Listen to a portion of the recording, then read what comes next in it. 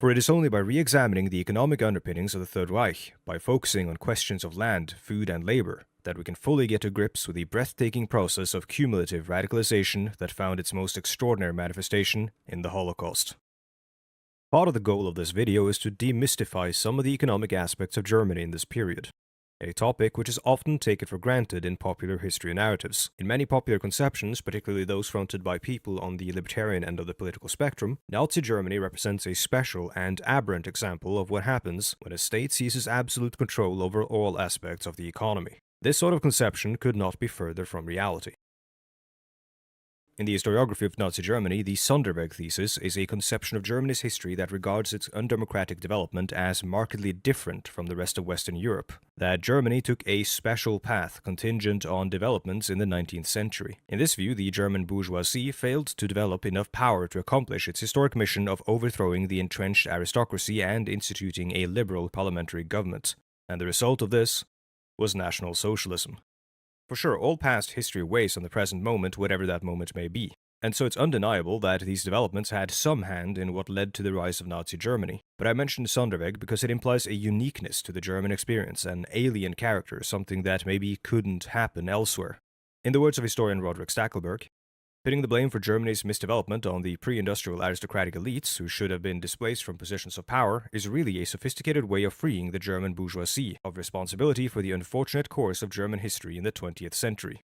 Looking for some unique German characteristic as the cause for Hitler's rise may make it harder to prevent something similar from happening in a society such as ours. Some historians on the left reject Sonderweg on the basis that the theory underestimates the potential for fascism to arise within liberal capitalist societies.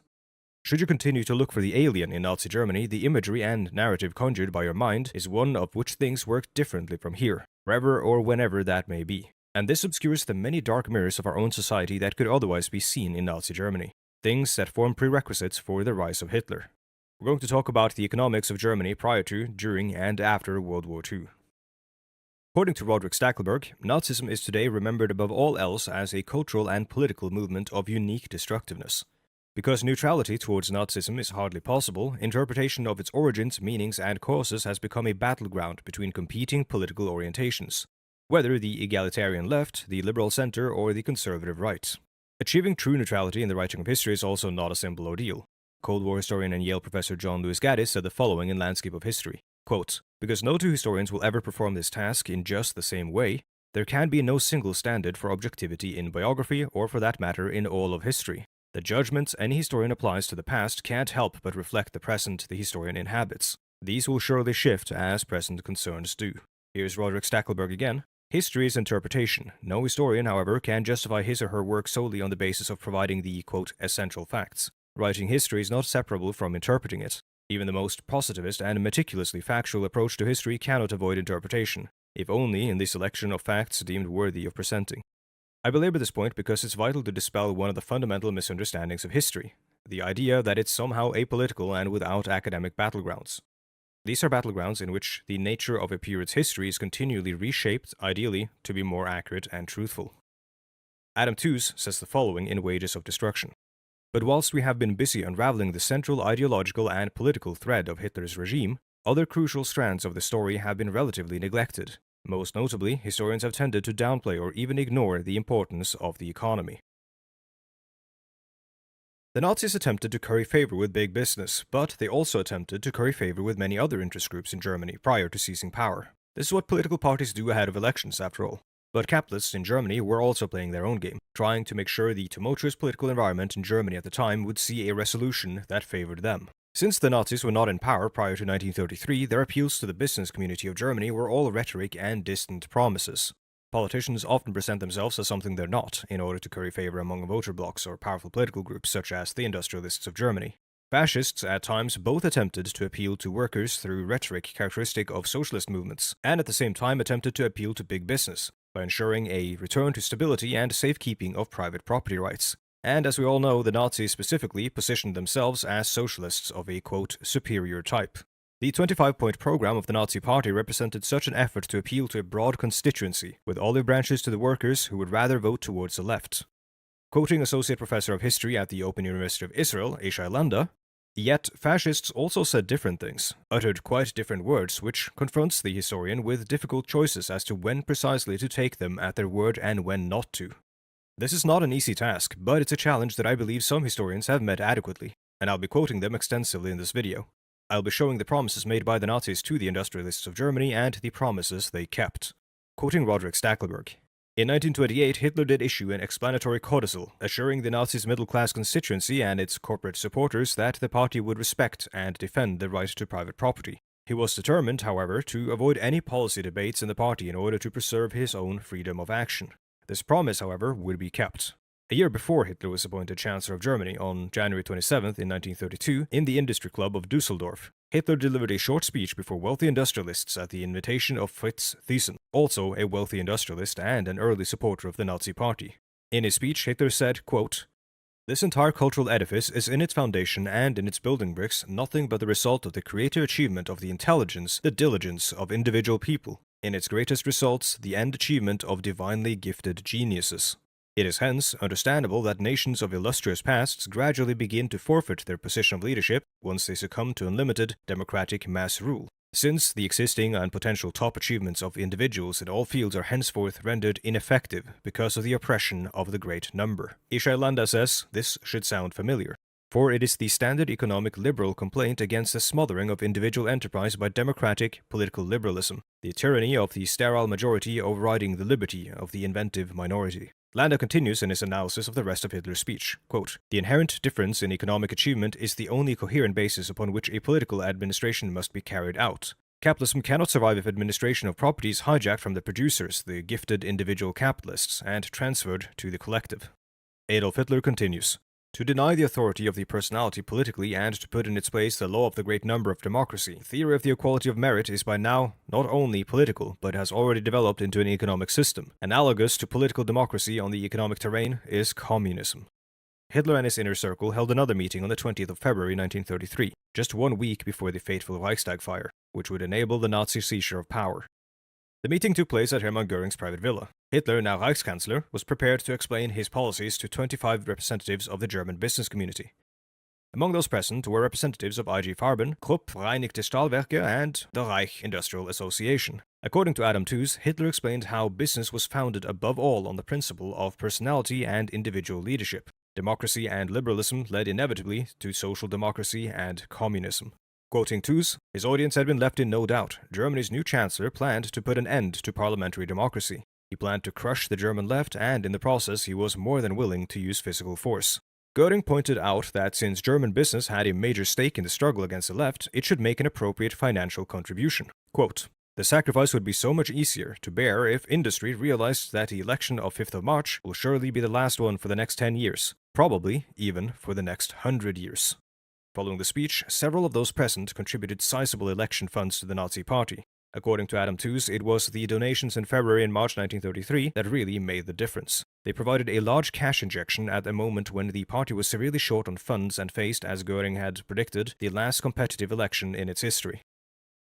The core of Hitler's socio-economic ideology, according to Landa, is that capitalism is synonymous with high culture, communism with mass culture, that communism goes along with democracy and capitalism with an authoritarian political system. In Hitler's view, to maintain capitalism alongside democracy is a fool's errand. As Landa puts it, a pernicious illusion. One of the authors who inaugurated serious modern scholarship on the economics of Nazi Germany, Henry Ashby Turner, was also one very critical of the notion that the Nazis and capitalists of Germany were closely affiliated. Even so, Henry Ashby Turner said the following in 1987. Observers have repeatedly alleged that Hitler abandoned the socialistic tenets of the NSDAP during his pursuit of power in order to placate big business patrons. Yet, an examination of his writings and utterances revealed that Hitler had nothing to abandon. He had never been a socialist, in the sense of favoring the state ownership of the means of production. His commitment to economic competition and private property derived not from expediency, but rather from his fanatically held social Darwinist beliefs about the nature of mankind and human society. Roderick Stackelberg notes a few factors as important to Adolf Hitler's political success, key of which, he says, was the, quote, determination of conservative leaders to replace the Weimar system with an authoritarian regime. The fear of the growing appeal of communism to workers radicalized by the Depression produced a backlash that benefited the populist Nazis more than the elitist nationalists. Quoting Stackelberg further, Hitler's tactical decision not to spell out his economic plans in any detail also worked to his advantage, as farmers, artisans, and small proprietors, as well as the economic elites, could reasonably expect to improve their prospects under his rule. Many middle-class Germans in particular were also attracted by the prospects of a return to law and order. Hitler promised a society that would overcome class conflict and, quote, eradicate Marxism. And this was welcomed strongly by the German middle class. In the Reichstag election of July 1932, upper and middle-class voters disproportionately supported the Nazis, and many of their votes had come at the expense of drawing voters from the bourgeois center parties like the Democrats, the People's Party, and the conservative smallholder parties. It's important to note, however, that while the middle class was overrepresented in the Nazi Party and its constituency, they did manage to draw a sizable number of working-class voters to them as well. The working class was just underrepresented. The conservative businessmen of Germany sought right-wing, quote, authoritarian rule in order to protect their interests. They were either willing to stomach or enthusiastically cheering on the anti-Semitism and violence of the Nazi Party to reach that goal. Adam Tooze described the strategy of the German capitalists as, quote, a high-risk gamble, but not an unfathomable one. And in the end, for many, the gamble paid off. Quoting Adam Tooze, the meeting of 20th of February and its aftermath are the most notorious instances of the willingness of German big business to assist Hitler in establishing his dictatorial regime. The evidence cannot be dodged. Quoting Adam Tooze, by the mid-1930s, the result of this multitude of negotiations and compromises was highly satisfactory to Hitler's regime. Rather than obstructing political change as it had done in Germany's first revolution in 1918 to 1919, big business was an active partner in many key facets of Hitler's national revolution.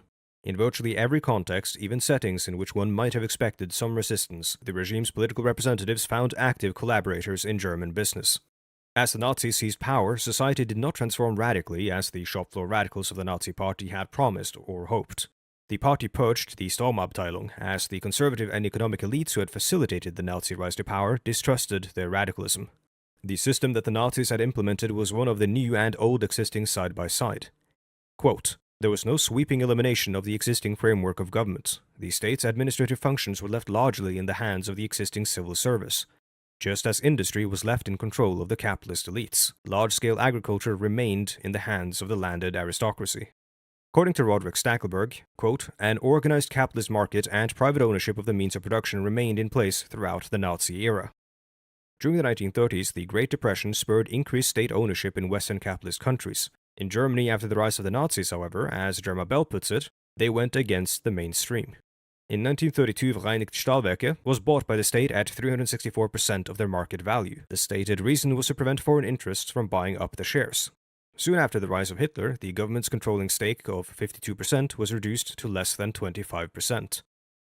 Industrialist Fritz Thyssen was a key beneficiary of Vereinigte Stahlwerke, and one of Hitler's early backers in big business circles.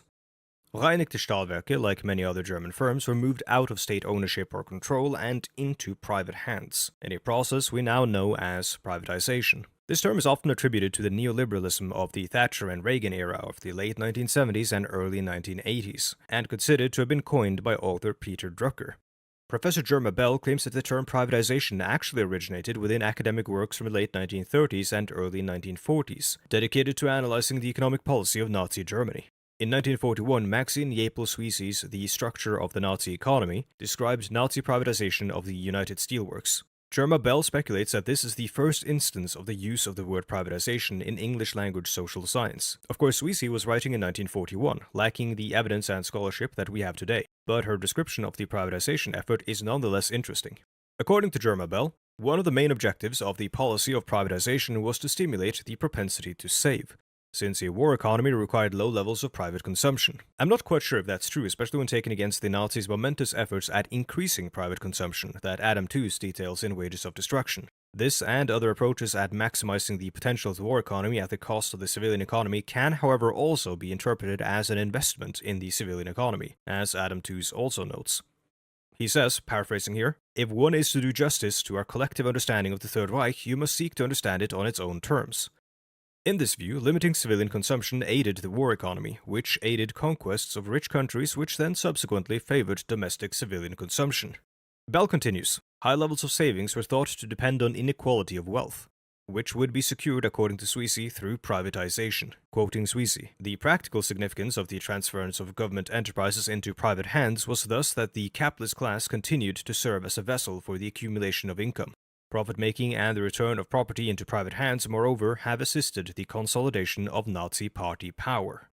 In the end, more businesses were nationalized in the Weimar era than under the Third Reich. Although the economy was largely left in private hands, managed by the same industrialists who had managed it before, in a mutually beneficial partnership between the party and capital, there are also, of course, examples of overtly state-controlled firms. Perhaps the best example of this is the aircraft production industry. Yet again, quoting Adam Tooze, "Though all of the firms except Junkers were nominally in private ownership, they were all creatures of the Reich Air Ministry and its director, Secretary of State Erhard Milch. Fundamentally, therefore, Germany's largest new manufacturing sector was not merely state-controlled. It was a product of state initiative, state funding, and state direction. It was founded, indeed, on one of the most blatant acts of coercion applied to any non-Jewish business in the history of the Third Reich. Dr. Hugo Junkers owned the largest aircraft plant in Germany, and Göring and Milch wanted it. In October 1933, Hugo Junkers was arrested and his aircraft plant expropriated and integrated into the new rearmament plan.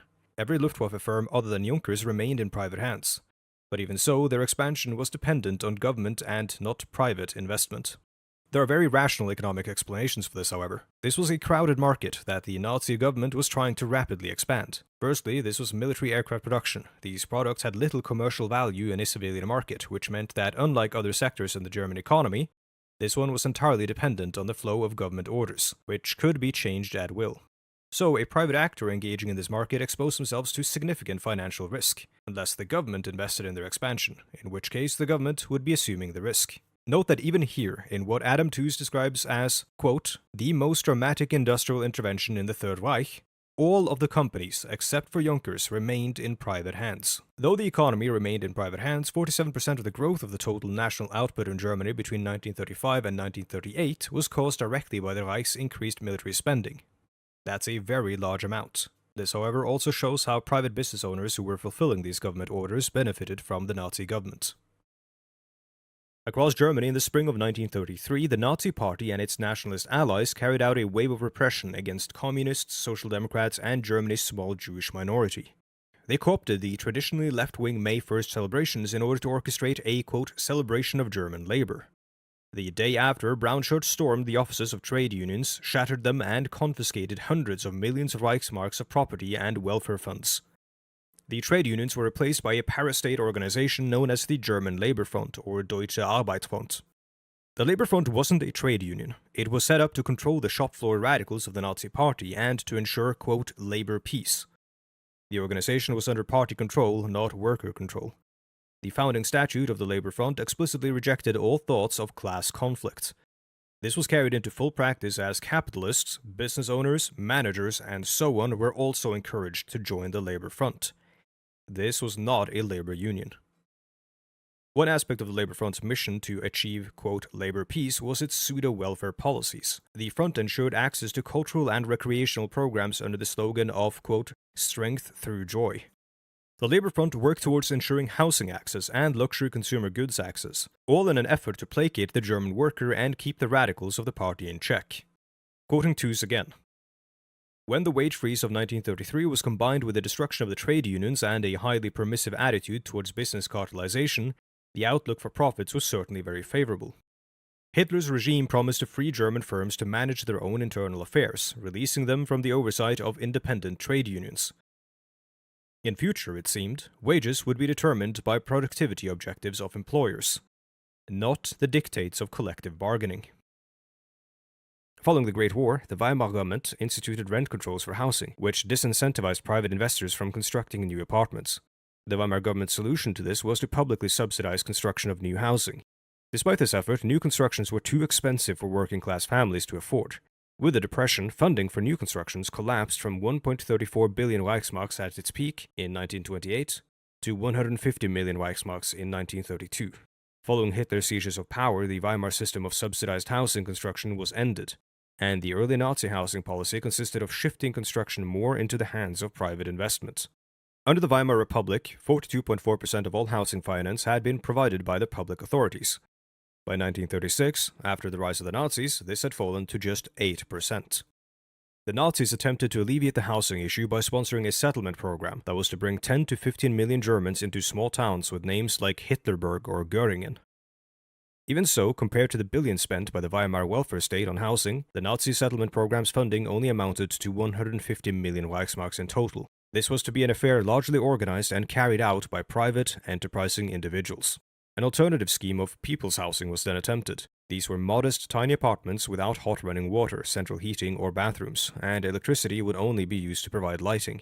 The effort at constructing these poor living spaces ended up costing enough to drive rent to 60 Reichsmarks a month. That's 20 more than the subsidized apartments in the Weimar Republic, which even then were too expensive for the working class. The People's Housing Project eventually in a sense came to fruition, but at greater cost to the Reich's coffers than anything shouldered by the Weimar Republic, due to a failed attempt at reaching a Fordist-style mass production which would lower costs of construction of these apartments and make them available to all Germans, as Ford Motors vehicles had become for many Americans. Eventually, the Reich had to resort to subsidizing rents to apartments that cost 40% more to build than the ones built under the Weimar Republic. Some YouTube quote-unquote historians like Tick History, who I've made a video about before, depict the Nazi regime as outright hostile towards German business. If so, where was the opposition to the regime? We've talked about plenty of collaboration between the regime and business, and we've talked about how businesses benefited greatly. The answer is that while some capitalists may have felt disgusted at the Nazis' actions, this disgust was not strong enough to outweigh the benefits they enjoyed under the regime. Their convictions, if any, were not strong enough to manifest into a front of resistance. Such a front existed, however, prior to and during the war, and it came largely from the left. Quoting Stackelberg, "It came almost exclusively from communists, social democrats, and left liberals, the particular targets of brutal repression in 1933 and 1934.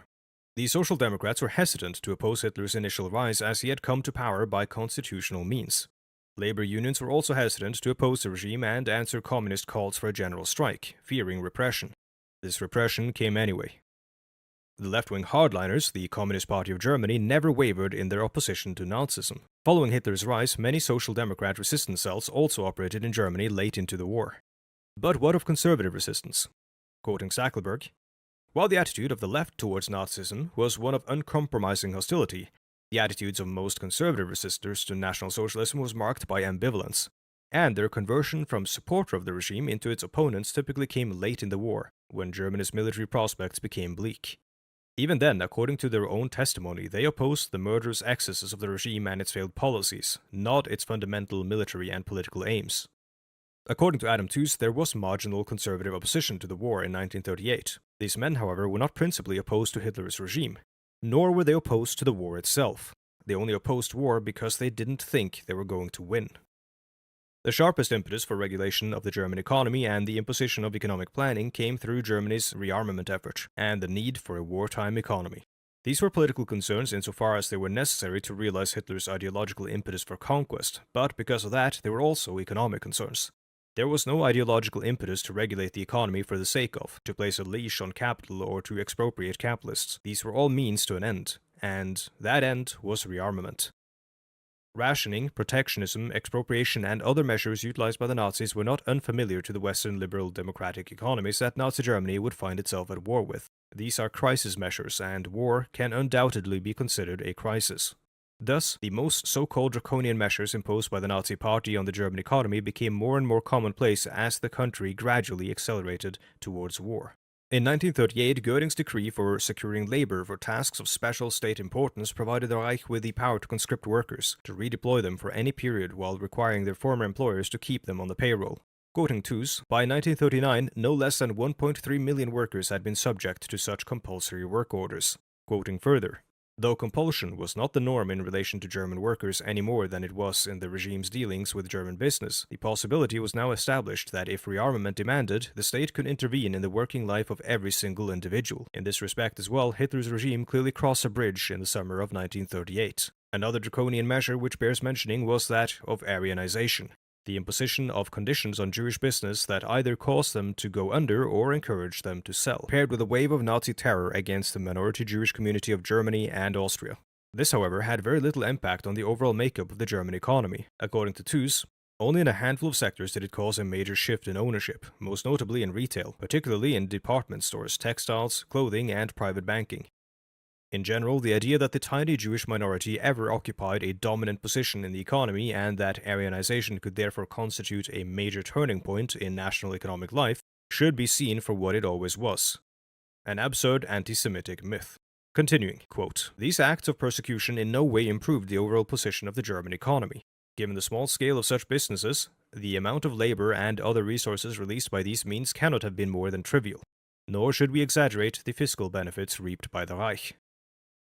Dilemmas of agriculture and the cold logic of supply and demand would be instrumental in leading Germany towards war, and towards Europe's favorite, settler colonialism." Quoting Adam Tooze, "The search for greater territory and natural resources was not the outlandish obsession of racist ideologues. These had been common European preoccupations for at least the last 200 years.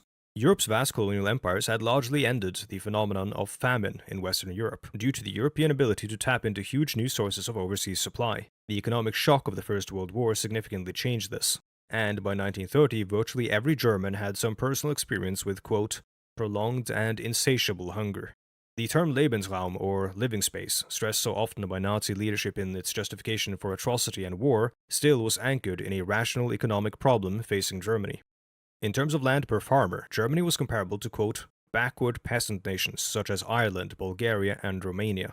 On top of that, German farms, for the majority of German farmers, possessed under 10 hectares of land, on which the return was depressingly low, dooming them to a grind of poverty and overwork. With Germany's substantive and dense agrarian population, even if all German farmland had been redistributed through land reform, it would only have provided each of Germany's 3 million farming families with an average of 3 hectares, which would not have provided them with a standard of living comparable to the cities. The only way to both maintain the traditional rural way of life, which was integral to Nazi ideology, and elevate Germany's economic position and standard of living was to seek that land elsewhere through colonial conquest, as the rest of Europe had done. Quoting Tooze, "One might speculate, of course, about the possibilities that might have been opened up if the Third Reich had been determined enough to force through the kind of wrenching structural changes being imposed by Stalin and the Soviet Union.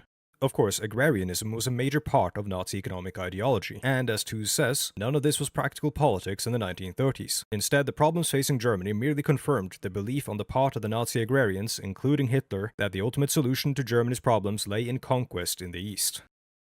In 1932, a report delivered to a secret leadership conference on the future of Eastern policy of the Third Reich outlined the future mission of the SS. Quoting Adam Tooze, "The prelude to a massive program of German settlement would therefore have to be a wholesale demographic rearrangement. Those left in place were to serve as slave labor on German settler farms. The SS was to be the sword and shield of the settler movement." On the 22nd of June 1941, the Third Reich launched not only the most massive campaign in military history, it also unleashed an equally unprecedented campaign of genocidal violence. However, in Eastern Europe, the epicenter of the Holocaust, the Judeocide was not an isolated act of murder. The German invasion of the Soviet Union is far better understood as the last great land grab in the long and bloody history of European colonialism. According to Tooze, the Judeocide in the Soviet Union was the first step towards uprooting the, quote, Bolshevik state, after which Slavs were to be removed to make room for German settler colonialism. Quote, "Complementing this long-term program of demographic engineering was a short-term strategy of exploitation, motivated by the, quote, practical need to secure the food balance of the German Großraum. The attainment of this entirely, quote, pragmatic objective required nothing less than the murder by organized famine of the entire urban population of the Western Soviet Union." End quote. The Nazis dubbed this plan of colonial resettlement and demographic engineering Generalplan Ost. It was estimated to be a grotesquely expensive affair at around an estimated 40 to 67 billion Reichsmarks, more than the combined total of all investment in the German economy from 1933 to 1938. Much of this capital was to be sourced from private investment. About 20 billion of it, more than was expected to come from the national budget. It would be expensive not merely in terms of capital, but also in terms of labor. By utilizing slave labor instead of wage labor, they expected to save an estimated 40% in cash terms. In January 1942, Heinrich Himmler said, quote, "Major economic tasks will be addressed to the concentration camps in the coming weeks." At the Wannsee conference, Reinhard Heydrich said, quote, "Under suitable command, Jews are now to be deployed for labor in the East as part of the final solution. In large labor columns under separation of the sexes, Jews capable of labor are to be led building roads into the territory, in the process of which, without doubt, a large part will drop out due to natural wastage. By this he meant many would die due to these conditions they would be subjected to." It's important to remember that while the gas chambers of Auschwitz often take center stage in our conception of the Holocaust, many were simply worked to death as the cold logic of production, market forces, and the goals of the regime still considered this amount of labor indispensable. The hunger plan, which intended to starve 31 to 45 million Soviets to death, and the Wehrmacht's well-documented and openly communicated plan to murder tens of millions in the opening phase of Barbarossa, must also be remembered alongside the gas chambers. Victims of the concentration camps, even those of the Nazis' quote, final solution, were in their ideal terms to be worked to death in order to save money, but also to remove a perceived strain on the Reich's food supply, quoting Adam Tooze. By reducing the quote, economic imperative to the question of labor, what is obscured is the no less important question of food. We are thus led to ignore what in 1941 had been an independent and powerful quote, economic imperative for mass murder. Food cut across the contradiction between economics and ideology, between the need for labor and the imperative for genocide. It provided the Third Reich with a starkly economic incentive for murder on a scale larger even than the Holocaust. It was for want of food that the Soviet prisoners of war, the concentration camp inmates, and the other Ostarbeiter died in such dreadful numbers, even after they were supposed to be deployed for the purposes of the war effort. End quote. If you watch my Tick History video, I've talked about the Ostarbeiter before, but I'll repeat it here. For the Ostarbeiter, primarily Ukrainians forced into working in Germany, it became national policy to dock the food rations of underperforming workers in order to redistribute that food to workers who were performing better. Quoting Adam Tooze. The key idea was to concentrate the available food on those workers who were providing the best return per unit of calories. Food was an investment to which the investor expected a return. Quoting again. Those falling below the norm were threatened by a fatal spiral of malnutrition and underperformance. During the Reich's foods crisis of 1942, a weapons company reported that Ukrainians, quote, willing to work were collapsing at their machines. Of course, this was conscripted labor. Their workplaces were surrounded by barbed wire and armed guards. I don't think they were very willing to work. The arms company requested more food for their workers, quote, only for the purpose of getting the greatest possible performance out of Ukrainian workers who are undoubtedly diligent and usable, end quote. Quoting Tooze. It's characteristic for the state of mind in Germany at the time that the firm felt it necessary to point out that its complaint had nothing to do with sentimental humanitarianism. It had only to do with their productivity. Quote, the profit motive provided an incentive for the use of concentration camp labor. There are scant records for the profitability of forced labor in concentration camps. However, there is one complete set of records for concentration camp labor in the instance of the building of the Leubel Tunnel. Cost accounts show that concentration camp laborers were 40% less productive than that of the German laborer. These concentration camp workers and the other foreign workers were less productive, and especially when they were underfed, but Germany was in need of extra workers to carry out its armament production and the colonization efforts in the East. And even though they were less productive and you had to pay the SS, they did cost less to employ than a regular German worker. Slave labor, colonization, and the concentration camps all factored into Germany's grand economic strategy, and provided labor to private firms where there had been none. Labor that, due to its coercive nature, could be more profitable to the capitalist owner, even if the individual laborer was less productive. The businessmen of Germany benefited, and they were complicit. There just weren't enough workers, and the use of slave labor was a way to ensure a steady flow of profits. As some would say, supply and demand. Basic economics.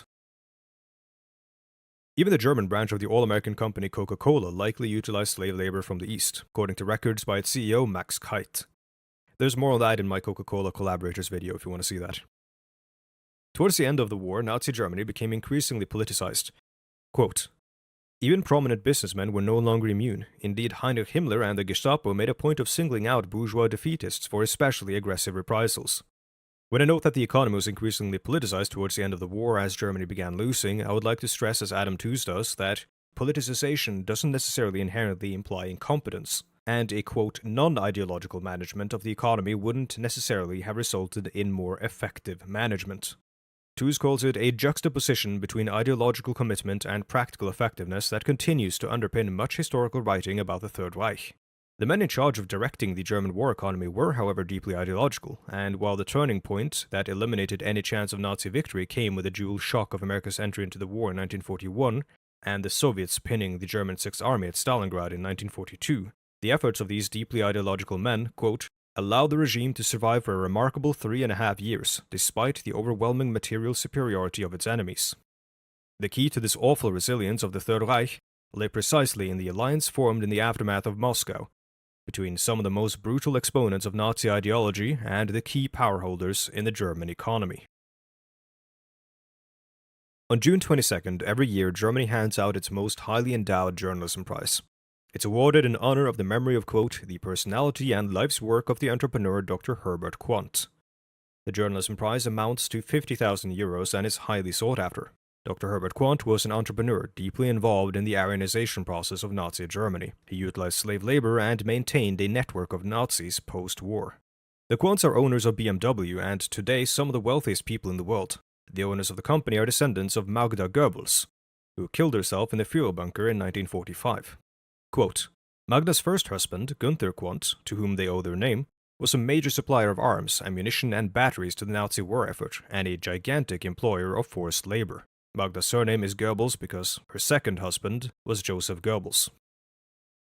This is not an ad. Have you ever had a frozen pizza from the brand Dr. Oetker?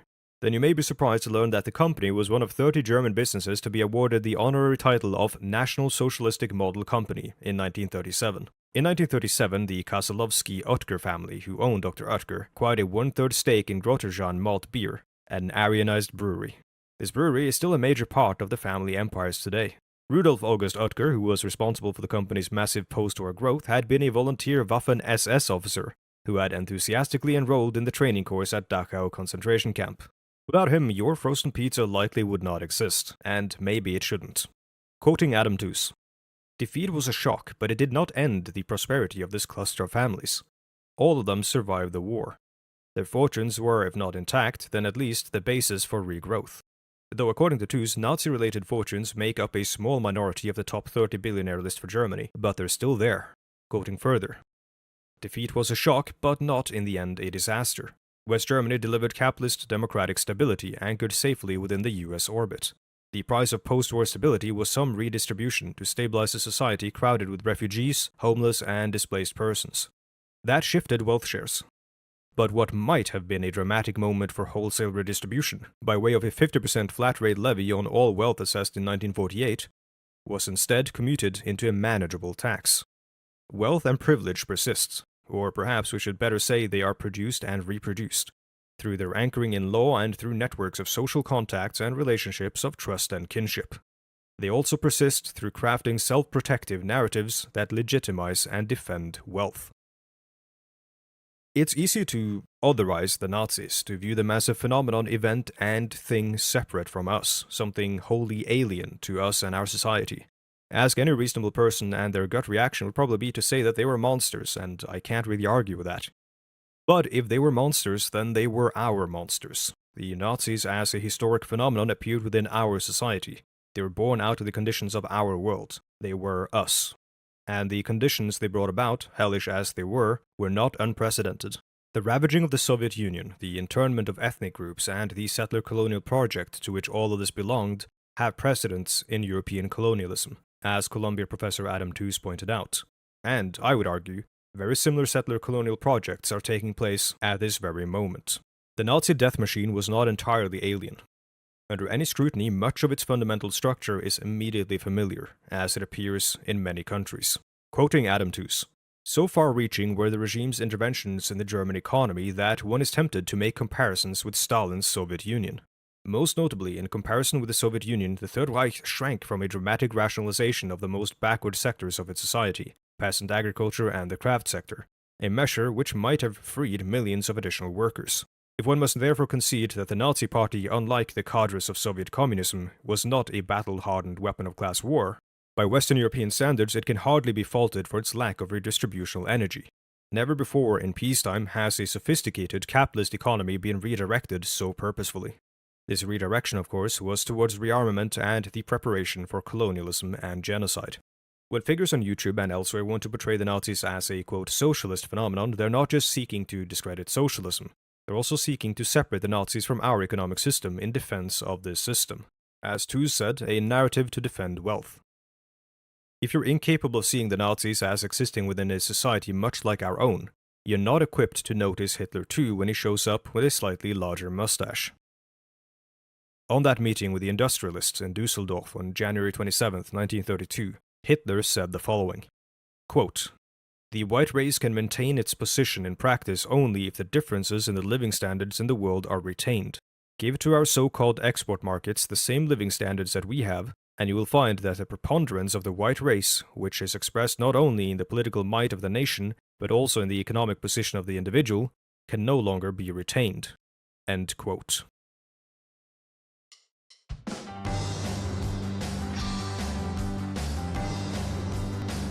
I'm very sorry for this coming right after the Hitler quote, but I want to thank everyone who supports me on Patreon. Your support means the world to me and helps me make these kinds of videos. It is a lot of work. The script was 31 pages long and carried over 100 references, meaning it's my most detailed script to date, I believe. Speaking of, I'll be posting the script for patrons to read with all its messy cut content and so on. Patrons also saw this video early and will see future videos early as well. Special thank you to the patrons at the $10 tier, Labo, Bashire, Jordan M, and Monday's Last Brain Cell.